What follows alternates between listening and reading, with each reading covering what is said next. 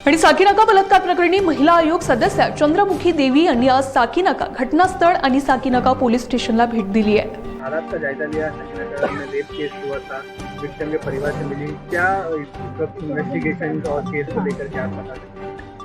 देखिए, सबसे पहले तो जो भी घटना हुई वो अत्यंत दुर्भाग्यपूर्ण है, क्योंकि जिस समय पूरा महाराष्ट्र गणपति के आगमन की तैयारी कर रहा था, उस समय एक महिला की इज्जत जा रही थी।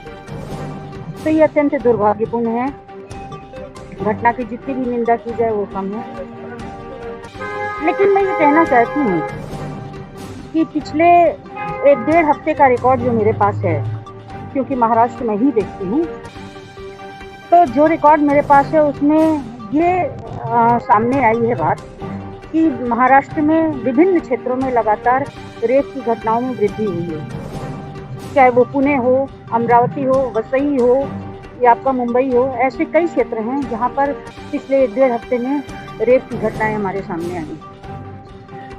तो इसके पीछे मुझको लगता है सबसे बड़ा कारण ये है कि अपराधियों का मनोबल बढ़ा हुआ है, विधि व्यवस्था पर उनका विश्वास नहीं है, विधि व्यवस्था कहीं ना कहीं लचर है, लोगों की उम्मीद पर खरा नहीं कर रहा है, इसीलिए ऐसे अपराधों को लोग अंजाम दे पा रहे हैं।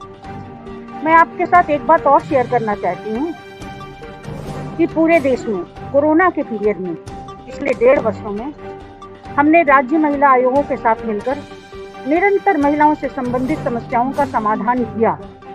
लेकिन एक महाराष्ट्र ऐसा राज्य है जहाँ पर पिछले 2 वर्ष से राज्य महिला आयोग का गठन नहीं है। और आप जानते हैं कि राज्य महिला आयोग या राष्ट्रीय महिला आयोग महिलाओं के प्रति संवेदनशील है, महिलाओं के प्रति जवाबदेह है। और जिस राज्य में 2 वर्ष से राज्य महिला आयोग का गठन नहीं है, इसका अर्थ ये है कि राज्य सरकार महिलाओं के प्रति संवेदनशील नहीं है। क्योंकि अगर उन्होंने इसका गठन किया होता तो बहुत सारी समस्याओं को लेकर महिलाएं सीधा उन तक पहुंचती, लेकिन वो नहीं पहुंच सकी। पिछले 1.5 वर्षों में हमने राज्य महिला आयोग के साथ में मिलकर अनेक योजनाएं चलाई ताकि महिलाओं को हम न्याय दिला सकें। इस लॉकडाउन के पीरियड में भी हमने अपने नंबर जारी किए जो हमने उनके साथ शेयर किए राज्य महिला आयोग के साथ में। घरेलू हिंसा शिकार महिलाओं को की रक्षा हमने की। जो महिलाएं गर्भवती थी उनके लिए हमने अलग नंबर जारी करके उनको जितनी सुविधा देनी चाहिए थी वो मुहैया कराई। इसके अतिरिक्त सारे संसाधन पहुँच सके, इसकी हमने व्यवस्था की। ये सारा कुछ हम करते रहे राज्य महिला आयोग के संपर्क के साथ, लेकिन यहाँ नहीं कर सकते। तो इसका अर्थ है कि यहाँ की राज्य सरकार जो बातें बड़ी बड़ी करती है लेकिन महिलाओं के प्रति संवेदनशील नहीं है। आज इस घटना में थोड़ी त्वरित कार्रवाई दिखाई दी है कि आपने आनंद फानन में, क्योंकि गणपति पूजा के समय में ये घटना हुई है, पूरे देश की निगाह इस घटना पर है, इसलिए आपने आनंद फानन में कार्रवाई की है। लेकिन मैं पूछना चाहती हूँ कि आखिर क्या कारण है कि पिछले 1-1.5 हफ्ते से, बल्कि पिछले 1 माह से पूरे महाराष्ट्र में ऐसी घटनाओं में वृद्धि हुई? इसका मतलब पुलिस पर जनता का विश्वास नहीं है और अपराधियों का मनोबल बढ़ा हुआ है। तो अपराधियों के मनोबल पर नियंत्रण करने के लिए सरकार की तरफ से कुछ तो होना चाहिए, पुलिस की तरफ से कुछ तो होना चाहिए। अभी एक बयान आया कमिश्नर ऑफ पुलिस का, उन्होंने कहा कि पुलिस हर जगह उपस्थित नहीं रह सकती। निंदनीय बयान है ये। इस बयान की जितनी निंदा की जाए वो कम है। हम भी जानते हैं कि पुलिस हर घर के सामने उपस्थित नहीं रह सकती, लेकिन पुलिस का रौब इतना होता है, पुलिस का खौफ इतना होता है कि अपराधी उसके कारण ही दूर दूर तक भागते रहते हैं। लेकिन अगर अपराधियों के मन से खौफ निकल जाए तो वो कहीं पर उपस्थित रह सकते हैं।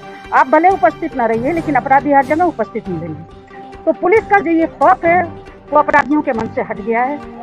इस खौफ को बढ़ाने की जरूरत है, विधि व्यवस्था पर नियंत्रण की जरूरत है, जो राज्य सरकार नहीं कर पा रही। परिवार से आपने मुलाकात की, उनकी क्या मांग थी और क्या आप? बच्चों से भी मेरी मुलाकात हुई।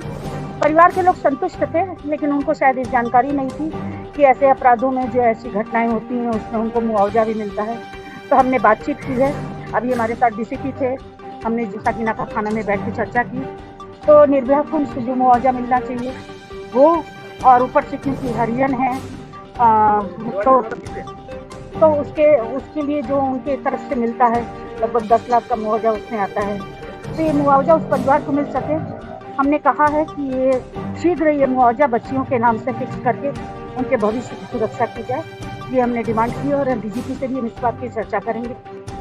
और साथ ही साथ रात में पुलिस की गश्त बढ़ाने के लिए भी हम चर्चा करेंगे।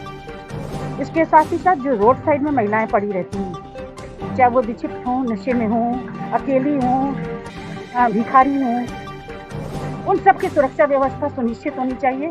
क्योंकि अगर कोई महिला अकेली कहीं खड़ी है तो किसी को कि उसकी इज्जत के साथ खिलवाड़ से मिलकर सारी स्थिति की जानकारी लूंगी कि घटना कैसे हुई और उन्होंने जो जांच की उसमें क्या पाया। ये करने के बाद फिर हम डीजीपी के साथ बैठेंगे और विस्तार से चर्चा करेंगे। इसके बाद मैं कल सुबह यहाँ से निकलूंगी और कल ही मैं अपनी रिपोर्ट आयोग को सबमिट करूंगी। उसके बाद ये हमारी रिपोर्ट जो है मंत्रालय जाएगी।